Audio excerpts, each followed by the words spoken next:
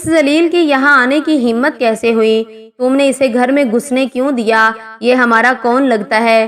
اس نے تو ہمارے محلے میں جو عزت تھی اسے بھی برباد کر دی ہے۔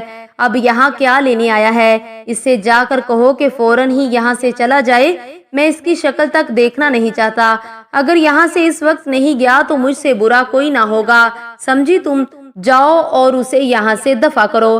شہزاد کو بھی اپنے بھیا کی زور زور سے آوازیں صاف صاف سنائی دے رہی تھی۔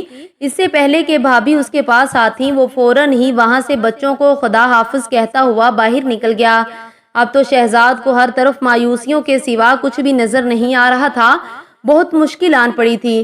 اس نے اپنا کوئی خاص دوست بھی نہیں بنایا تھا، صرف دفتر میں ایک دوست تھے، لیکن وہ صرف وہیں تک ہی محدود رہے۔ نہ وہ سگریٹ پیتا تھا، نہ کبھی اس نے پان کو چھوا تھا۔ تنہا پسند ضرور تھا، لیکن محلے میں جاتے وقت سب سے راستے میں دعا سلام کر لیا کرتا۔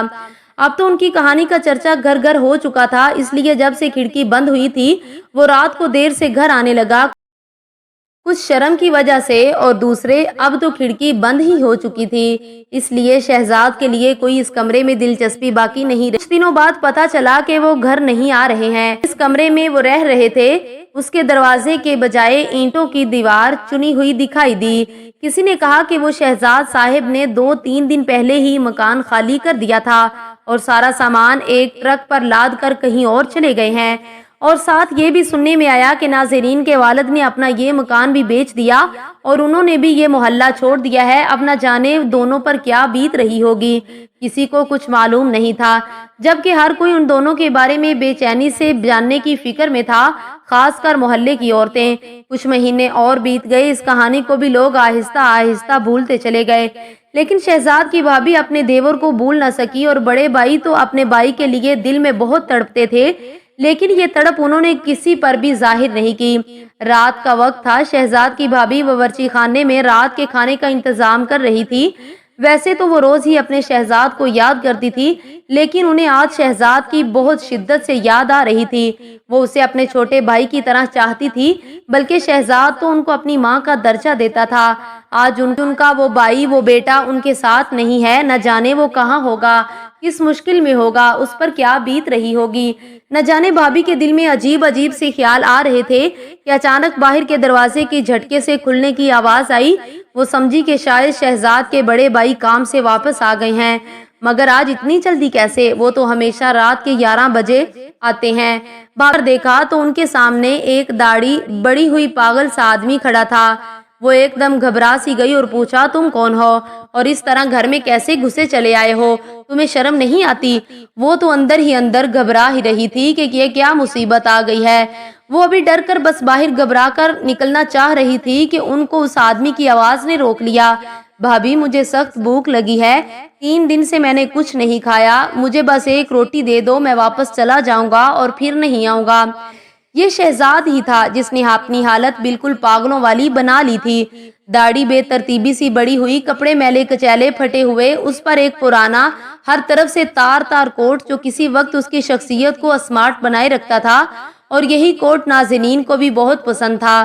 بھابھی تو ایک دم شہزاد کی حالت دیکھ کر پریشان ہو گئی۔ جلدی جلدی انہوں نے وہیں باورچی خانے میں چھوٹا سا دسترخوان زمین پر بچھا دیا اور شہزاد کو فوراً سہارا دے کر بٹھایا، کیونکہ وہ کانپ رہا تھا، اور جلدی جلدی ایک پلیٹ میں سالن اور روٹیاں بھی ایک پلیٹ میں رکھ دی، اور پھر سلاد کاٹتے ہوئے بولی، شہزاد یہ تمہیں کیا ہو گیا ہے؟ تم نے اپنی یہ حالت کیا بنا لی ہے؟ شہزاد نے کوئی جواب نہیں دیا، وہ بس تیزی سے کھانے میں مصروف تھا۔ واقعی لگ رہا تھا کہ وہ کئی دنوں کا بھوکا ہے۔ اس کی بھابھی حیرانگی سے اسے دیکھی جا رہی تھی۔ وہ کچھ کہتے کہتے خاموش ہو گئی، شاید وہ یہ نہیں چاہتی ہوں کہ کھانے کے دوران شہزاد کو کوئی پریشانی ہو۔ جب شہزاد کھانا کھا چکا تو اس کی بھابھی نے پانی کا گلاس اس کی طرف بڑھایا۔ شہزاد نے بس ایک ہی گھونٹ میں سارا گلاس ختم کر دیا اور فوراً کھڑے ہوتے ہوئے کہا کہ بھابھی اب میں چلتا ہوں، بھائی آ گئے تو مجھے ڈانٹیں گے، خوب غصہ کریں گے، ویسے بھی مجھے اب بہت کام ہے، کافی مشکل میں ہوں، میرے سارے کام بگڑ گئے، میری ناظرین کو مجھ سے ان لوگوں نے چھین لیا۔ یہ کہتے ہوئے شہزاد پھوٹ پھوٹ کر رونے لگا۔ بھابھی نے شہزاد کی منت سماجت کرتے ہوئے کہا، میں تمہارے آگے ہاتھ جوڑتی ہوں، خدارا اسے بھول جاؤ، اگر اس وقت تم ناظرین کو کسی طرح بھی بھلا سکو تو تمہارے حق میں بہت ہی بہتر ہوگا۔ ورنہ تمام حالات کے تم خود ہی ذمہ دار ہوگے۔ مگر شہزاد نے ان کی اس بات پر کوئی توجہ نہیں دی، یا پھر وہ بالکل اپنے ہوش و حواس میں نہیں تھا۔ بھابھی نے اسے صوفے پر بٹھاتے ہوئے کہا کہ رات ہو گئی ہے، تم پریشان مت ہو، اور تمہارے بھائی کوئی غصہ نہیں کریں گے، وہ تمہارے لیے تو بہت ہی فکر مند ہے۔ اب آرام کرو، صبح تر و تازہ ہو کر چلے جانا۔ اور تم اس حالت میں کہاں جاؤ گے؟ ابھی جاؤ باتھ روم میں اپنے یہ میلے کچیلے کپڑے اتارو، میں تمہارے بھائی کے کپڑے تمہیں دیتی ہوں، تم غسل کر کے بدل لینا جب تک میں تمہارے لیے چائے بناتی ہوں۔ مگر شہزاد نے کوئی جواب نہیں دیا، بس اسے کپ کپی سی لگ رہی تھی، بس وہ وہیں صوفے پر ہی نیند دراز ہو گیا۔ کچھ ہی دیر میں گہری نیند سو رہا تھا۔ اس کی بھابھی نے اپنے میاں جی کا ایک شلوار قمیض کا جوڑا نکالا اور صاف دھلا ہوا تولیہ باتھ روم میں رکھ کر شہزاد کے پاس آئی تو دیکھا کہ وہ تو گہری نیند میں تھا۔ بھابھی کو اس پر بہت ہی زیادہ ترس آ رہا تھا۔ انہوں نے فوراً ہی ایک چادر شہزاد کو اڑا دی اور کمرے کی لائٹ بند کر کے صحن میں آ گئی اور رسی پر سے لٹکے ہوئے کپڑے جو دن میں دھوئے تھے وہ اتارنے لگی۔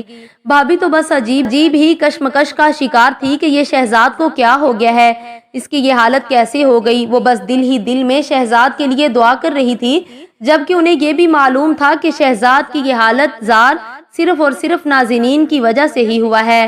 وہ سوچ رہی تھی کہ کاش اس کے بس میں ہوتا تو وہ اس کی شادی نازنین سے ضرور کروا دیتی۔ بس کچھ ہی دیر میں شہزاد کے بھائی اور ان کا بیٹا بھی کام سے واپس آ گئے اور آتے ہی اپنی بیگم سے پوچھا، باہر ہمارے دروازے کے پاس یہ کیا بچوں کی بھیڑ کیوں جمع ہوئی ہے؟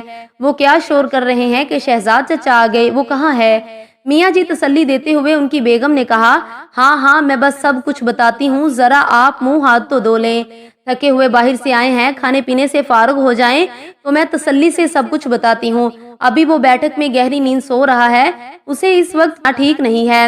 شہزاد بھائی نے اپنی بیٹھک کے دروازے کا پردہ اٹھا کر دیکھا اور شہزاد کو سوتا دیکھ کر غسل خانے کی طرف بڑھ گئے۔ میاں جی نے ہاتھ منہ دھو کر دسوے تولیے سے ہاتھ منہ صاف کیا اور وہیں پر بچھے ہوئے پلنگ پر بیٹھ گئے جہاں ان کی بیگم نے پہلے ہی سے کھانا لگا دیا تھا۔ بچے تو پہلے ہی سے کھانا کھا کر اپنے کمرے میں چلے گئے تھے، یہاں صحن میں بڑا بیٹا اور دونوں میاں بیوی خاموشی سے کھانا کھا رہے تھے، مگر دونوں کا دل و دماغ شہزاد کی طرف ہی تھا۔